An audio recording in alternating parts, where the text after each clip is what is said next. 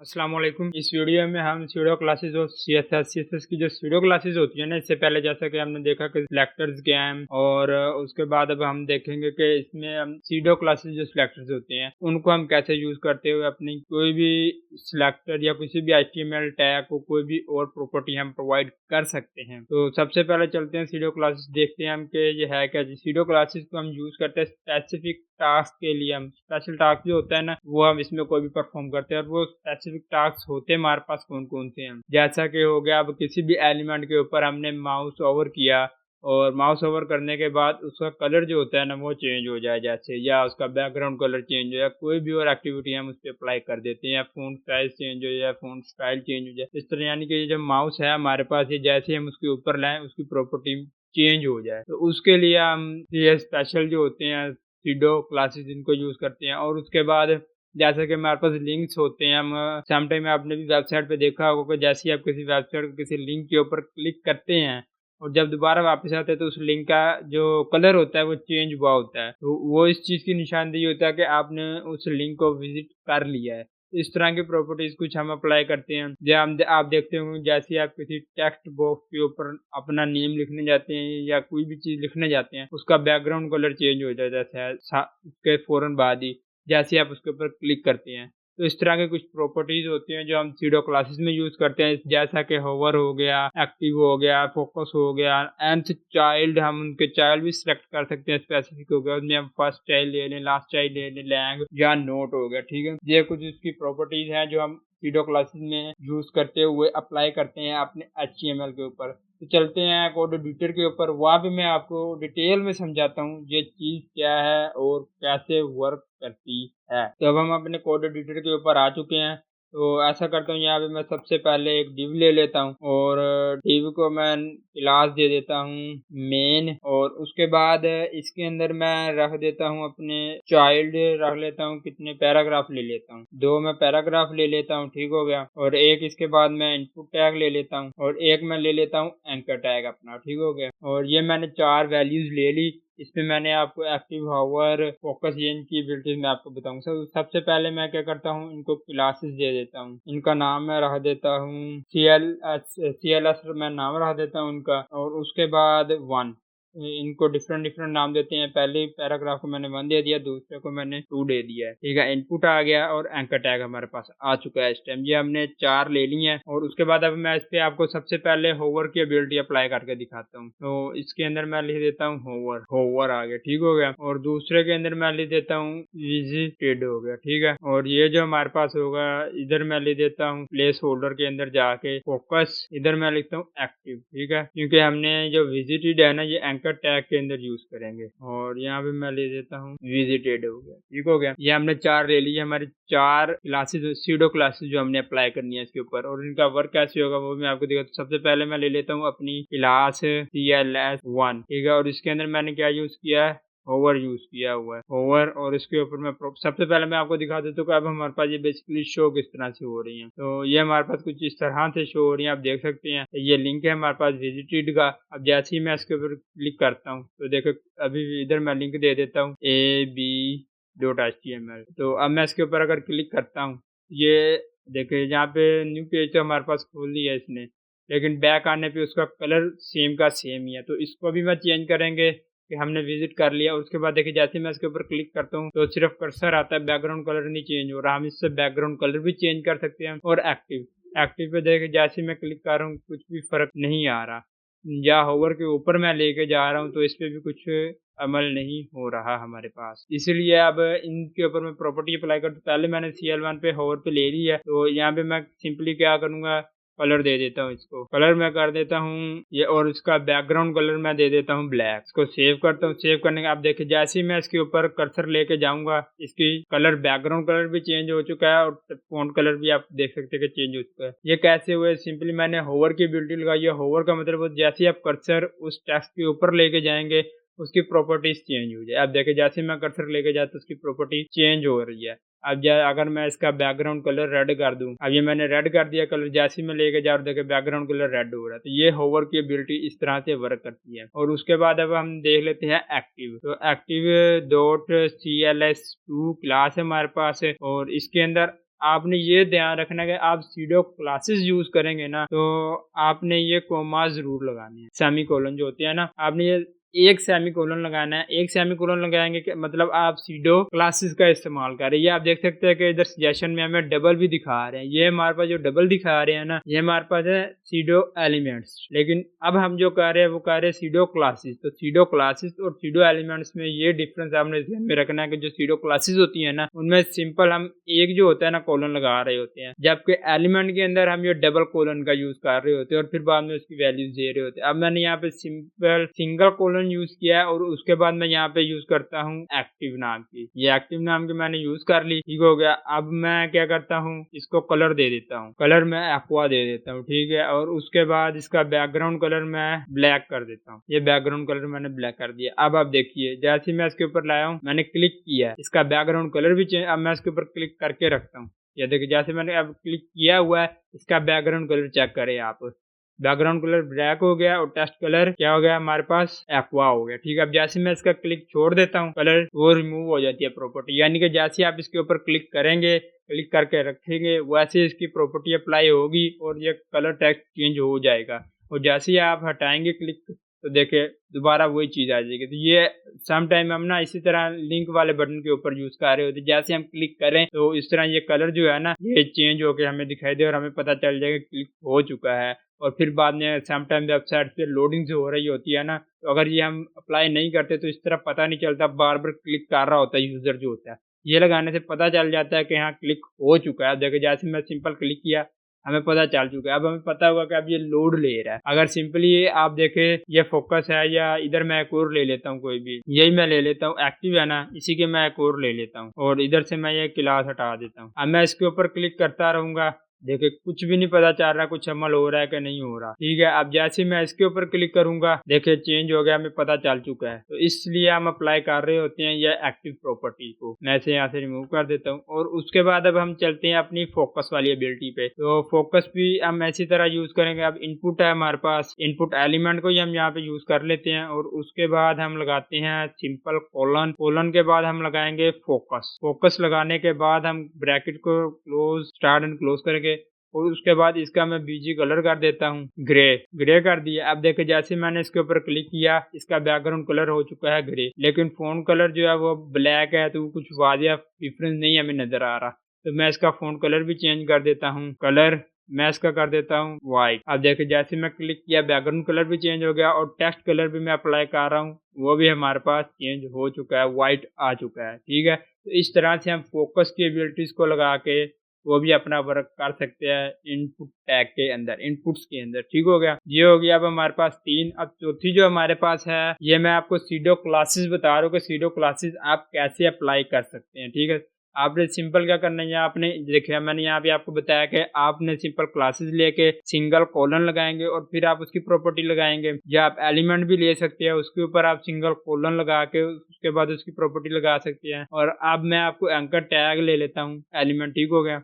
और इसके ऊपर मैं अप्लाई करता हूँ हमारी विजिटेड की, ये विजिटेड की मैंने प्रॉपर्टी अप्लाई कर दी। और उसके बाद अब मैं क्या करता हूँ, इसका कलर अभी देखे मैंने जैसे कि आपको पहले दिखाया था, इसका कलर हम क्लिक करते हैं, क्लिक करने के बाद मैं दोबारा वापस आता हूँ, वही का वही कलर है, हमारे पास कलर चेंज नहीं हो रहा। तो मैं क्या कहता हूँ, मैं कहता हूँ इसका कलर जो है ना वो चेंज कर दो भाई। कलर क्या कर दो, हम इधर से कोई भी कलर ले लेते हैं, ये ले लेते हैं, चलो ठीक हो गया। अब हम कहते हैं कि हमें ये वाला कलर हमें प्रोवाइड कर दो। तो वो क्या करेगा, जैसे ही मैं अब इसके ऊपर क्लिक करके दोबारा बैक आऊंगा ना, अब मैं क्लिक करता हूँ और मैं बैक आता हूँ, कलर चेंज नहीं हुआ, सेव नहीं किया इधर, एक मिनट मैं सेव कर लूँ और इसको मैं आपको ब्राउजर पे ले जाकर दिखाता हूँ। ये हम ब्राउजर पे आ चुके हैं, जहाँ पे मैं आपको दिखाता हूँ, ये देखिए अब जहाँ पे हमें कलर चेंज हुआ दिखा रहा है, वहाँ पे हमें नहीं दिखा रहा था क्योंकि वो स्मॉल विंडो थी, तो इसलिए अब मैंने प्रॉपर विंडो के ऊपर आ चुकी। यहाँ पे आप देखें, अब मैंने चूंकि विजिट कर लिया हुआ लिंक, तो इसलिए हमें वो क्या दिखा रहा है, वो ये हमें लिंक दिखा रहा है कि ग्रीन हो चुका है। हमने इधर प्रॉपर्टी कौन सी अप्लाई की थी, ये देखिए ये वाले हमने जो कलर अप्लाई किया था वो इसने हमें दिखा दिया है कि हाँ ये ग्रीन हो चुका है, मतलब आपने विजिट कर लिया है लिंक।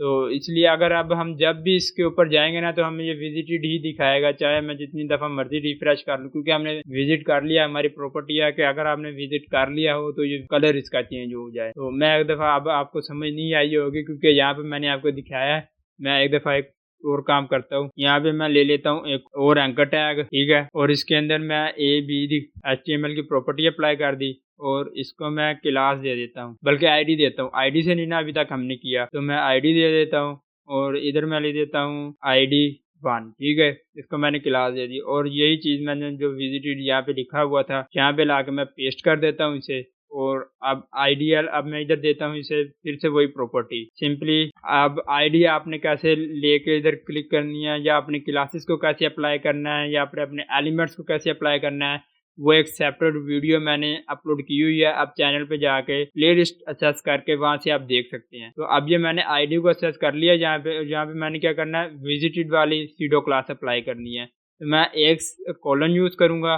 और उसके बाद मैं विजिटेड की यहाँ पे अप्लाई कर दूंगा अपनी प्रॉपर्टी। ठीक हो गया, ये मैंने विजिटेड की अप्लाई कर दी।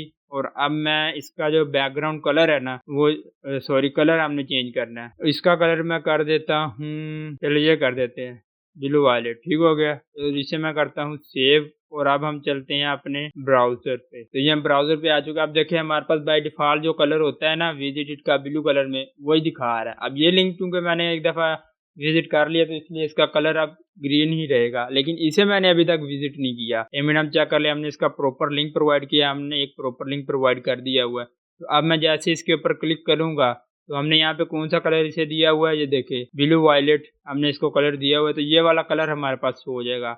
अब मैं इसे ऐसा करता हूँ, टारगेट ब्लैंक कर देता हूँ ताकि हमारे एक अलग विंडो पे हमें दिखाई दे। सेव किया और अब मैं चलता हूँ इधर और देखे जैसे मैंने इसके ऊपर क्लिक किया, क्योंकि ये मैंने पहले विजिट कर लिया हुआ है तो इसीलिए ये मुझे ग्रीन कलर दिखा रहा है, लेकिन इसे मैंने विजिट नहीं किया अभी तक। तो मैं इसे क्लिक करता हूँ और दोबारा बैक आता हूँ। तो यहाँ पे मैंने ना अभी सिंपल थोड़ी सी चेंजिंग की है, क्योंकि हमने जो लिंक किया था हुआ था ना, हमने उसे विजिट कर लिया हुआ था, हम उसे मल्टी टाइम भी उसी लिंक को यूज कर रहे थे। तो क्या हो रहा था, वो हमें बता रहा था कि हमने लिंक को विजिट कर लिया हुआ है। क्योंकि एक लिंक है, अब हम उसे मल्टी टाइम शो करवाएंगे ना तो ब्राउजर हमें यही कहेगा कि आपने इस लिंक को, क्योंकि उसका एक आईपी एड्रेस सेम होता है, तो आप मल्टी प्लेसेस पे भी अगर पेस्ट कर देंगे तो वो यही आपको बताएगा कि आपने इस लिंक को क्लिक कर लिया हुआ है। तो इसलिए मैंने क्या किया, फिलहाल यहाँ पे आईडीज की नेम चेंज कर दिया जिसपे हमने शिफ्ट होना है। तो अब मैं दोबारा जाता हूँ। अब आप देखें अब क्या हुआ, उसका कलर बाय डिफॉल्ट जो पहले होता है वही का वही है। और इन दोनों में मैं क्या करता हूँ, टारगेट ब्लैंक कर देता हूँ। जैसे मैंने यहाँ पे टारगेट ब्लैंक किया है ना, इसी तरह यहाँ पर भी मैं क्या करता हूँ, टारगेट ब्लैंक कर देता हूँ। टारगेट ब्लैंक करने का मतलब ये है कि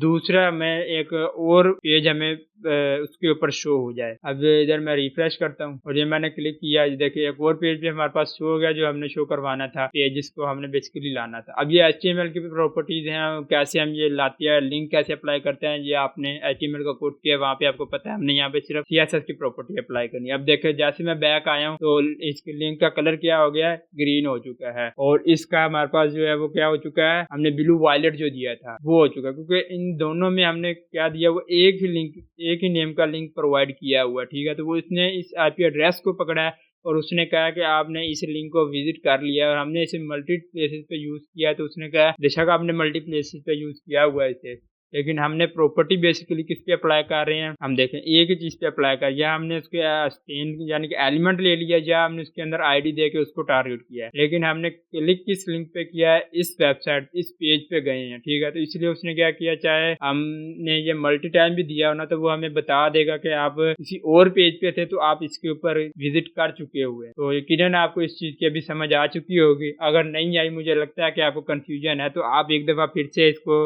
दोबारा से वीडियो को देखें, आपको इजीली समझ में आ जाएगी। और अगर आप प्रैक्टिस करेंगे तो फिर आपको इजीली अंडरस्टैंडिंग हो जाएगी। एक बात है आप प्रैक्टिस नहीं करते इसलिए आपको समझ नहीं आती, आप साथ साथ इसकी प्रैक्टिस करते जाएं, फिर आपको इस चीज की समझ आती जाएगी। अब मैं क्या करता हूँ, अब वो फर्स्ट चाइल्ड और nth चाइल्ड जो हमारे रह गए थे उन्हें मैं सिंपली असेस कर लेता हूँ। यहाँ पे मैं क्या करता हूँ, डिव एक बना लेता हूँ न्यू, और उसके अंदर मैं क्लास दे देता हूँ CH क्लास ही, और उसके बाद मैं इसके चाइल्ड बना लेता हूँ P नाम से, 3 मैं इसके चाइल्ड बना देता हूँ। ठीक है, तो ये मेरे पास 3 चाइल्ड आ चुके हैं और यहाँ पे मैं सिंपली इनको क्लासेस दे देता हूँ, CLAS क्लास, और इसका मैं नेम रख देता हूँ CH1। इसी तरह मैं नीचे वाली का रख देता हूँ CH2 एंड CH3। एक मैं और यहाँ पे ले लेता हूँ इसे और इसे रख देता हूँ CH 4 और अब मैं इसके अंदर लिखता हूँ। ये हमारे पास क्या होगा, हमारे पास होगा फर्स्ट चाइल्ड, ये हमारे पास है सेकंड चाइल्ड और ये हमारे पास है थर्ड चाइल्ड और इसी तरह ये हमारे पास आ जाएगा लास्ट चाइल्ड। तो अब अगर मैं इनमें से सिर्फ ये देखें ना, मैं पी लिया हुआ है, मैं सिंपली क्या करूंगा, सिर्फ इस एलिमेंट को टारगेट करूंगा और इनमें से किसी पे भी कोई भी प्रॉपर्टी अप्लाई करनी हो ना CSS की, मैं वो अप्लाई कर दूंगा। इस तरह से चलते हैं इधर स्टाइल शीट पे और यहाँ पे आप देखें मैंने क्या किया, पी लिया है। पी लेने के बाद मैंने सिंगल कोलन लगाया। कोलन लगाने के बाद मैंने क्या किया, मैंने कहा मुझे फर्स्ट चाइल्ड को असेस करना है, ये मैंने फर्स्ट चाइल्ड लिख दिया, ठीक होगा। और उसके बाद simply bracket start and and, ये मैंने क्या कहा फर्स्ट चाइल्ड को। अब पी हमारे पास इधर और है कोई, अब पी हमारे पास ये भी है, तो हो सकता है कि ये हो सकता है नहीं, ये इस पे भी अप्लाई कर देगा। तो मैं यहाँ पे पी इनको सिंपली क्या करता हूँ, कमेंट कर देता हूँ ताकि आपको इजीली अंडरस्टैंड हो जाए। अब क्या होगा, पी सिर्फ हमारे पास यही है तो हमें इनके ऊपर ये अप्लाई कर देगा प्रॉपर्टीज को। अब मैं फर्स्ट चाइल्ड ले लिया यहाँ पे, अब मैं इसका क्या करता हूँ, कलर अप्लाई कर देता हूँ। कलर इसका मैं दे देता हूँ रेड। अब आप देख सकते हैं कि यहाँ पे इसका कलर क्या हो चुका है, रेड हो चुका है। इसका मैं फ़ॉन्ट साइज बढ़ा देता हूँ ताकि आपको नजर आ जाए सही। मैं 30 पिक्सल कर देता हूँ। ये देखें फर्स्ट चाइल्ड इसका कलर जो मैंने दिया था वो आ चुका है और उसका फ़ॉन्ट साइज भी बड़ा हो चुका है। मैंने सिर्फ पी को टारगेट किया। पी टारगेट करने के बाद मैंने कहा फर्स्ट चाइल्ड, तो उसने क्या किया, पी एलिमेंट देखे, उनमें देखा पहला कौन सा है, ये वाला है, तो उसने सिंपल इसे एक्सेस कर लिया है।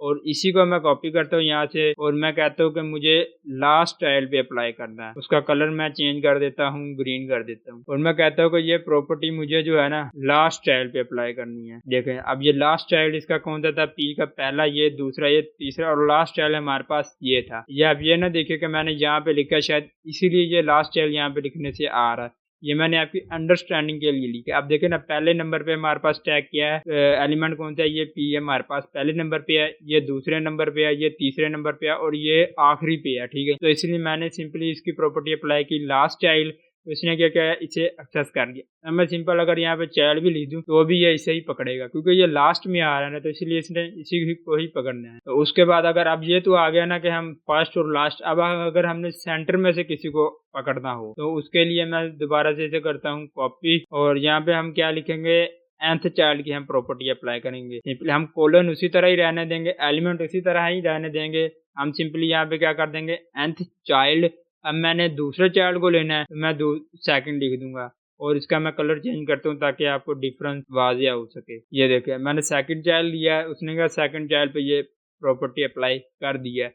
अब अगर मैं थर्ड पे करना चाहता हूँ तो मैं सिंपली यहाँ पे 3 लिख दूंगा और ये 3 के ऊपर कलर अप्लाई हो चुका है। हाँ अब हम चाहते हैं कि पहला छोड़कर दूसरे पे हो, फिर तीसरा छोड़कर चौथे पे हो, या फिर हम चाहते हैं कि पहले पे हो, दूसरा पे ना हो, तीसरे पे हो, चौथे पे ना हो कलर अप्लाई।